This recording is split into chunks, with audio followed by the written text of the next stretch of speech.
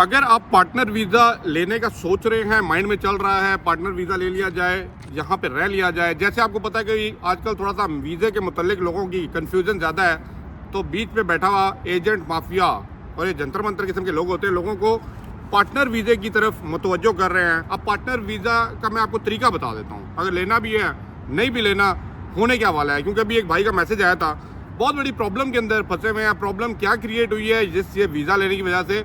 पहले आपको इनके डिसएडवांटेज बता दूं कि अगर पार्टनर वीज़ा विदाउट इन्वेस्टमेंट या without mindset of doing a business आप ले रहे हैं ना, तो आपके साथ होने क्या वाला है। सबसे पहले पार्टनर वीज़ा होता क्या है, इसका मतलब तो सिंपल ये है कि भाई आप इन्वेस्टर हैं और आपने एम्प्लॉयज़ हायर करने के बाद यहाँ पे कोई बिजनेस करके पैसा जनरेट करके लोगों को सैलरी भी देनी है। Number 1 point. इसका ये मतलब नहीं है कि आप जॉब कर रहे हैं, कोई फिक्स इनकम नहीं है, ये याद रखिएगा। All income is totally based on कि भाई आप अर्निंग कितनी कर रहे हैं। Number 2 point.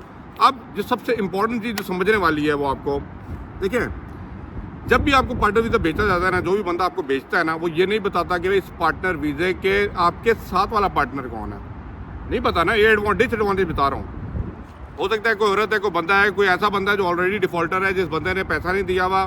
आपको क्या पता ना, आपको ट्रेड लाइसेंस दिखाया जाता है, आपको कुछ भी नहीं बताया जाता। आप सादे लोग हैं, बोला जाता है 8-10 हज़ार पकड़ा दे आपको पार्टनर वीज़ा मिल जाएगा।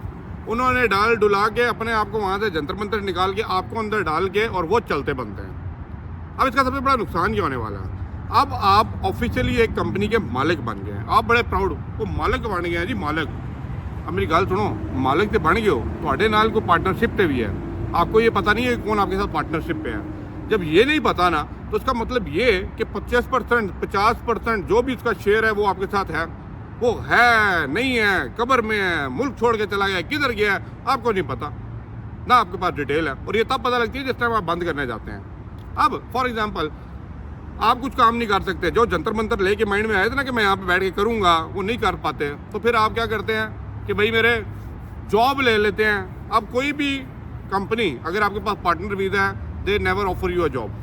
Number 1 point. तो जॉब तो आपको मिलने नहीं वाली, पार्टनर वीज़ा के ऊपर जॉब नहीं कर सकते, ये तो क्लियर कर दे माइंड। इसका मतलब जब भी अगर आपको कोई फॉर एग्जाम्पल जॉब मिल भी जाती है, then you have to cancel your partner visa. ये जो वीज़ा आप लेके बैठे हुए हैं, अब पार्टनर वीज़ा कैंसिल करने के लिए सबसे बड़ी प्रॉब्लम क्या आती है आपको पता है। जिस टाइम आप जाएंगे ना कैंसिलेशन कराने के लिए, तो सबसे पहला क्वेश्चन किया जाएगा दूसरा पार्टनर लेके आओ। अब आप चले फॉर एग्जाम्पल दूसरा पार्टनर नहीं भी है, ट्रेड लाइसेंस लेके आए, ये वाला ID कार्ड की कॉपी लेके आए, ये पीछे डिटेल्स निकालें, ये ट्रेड लाइसेंस पे किया हुआ है, रजिस्ट्रेशन सारे कार्ड्स करवाए हुए हैं, आपकी अपडेटेड इन्फॉर्मेशन है, कितना कोटा निकाला हुआ है, कोटे के ऊपर कितने लोग आए हुए हैं, इन सारी क्वेश्चन के आंसर आपके पास हैं?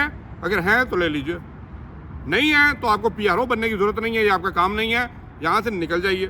क्लियर हो गया।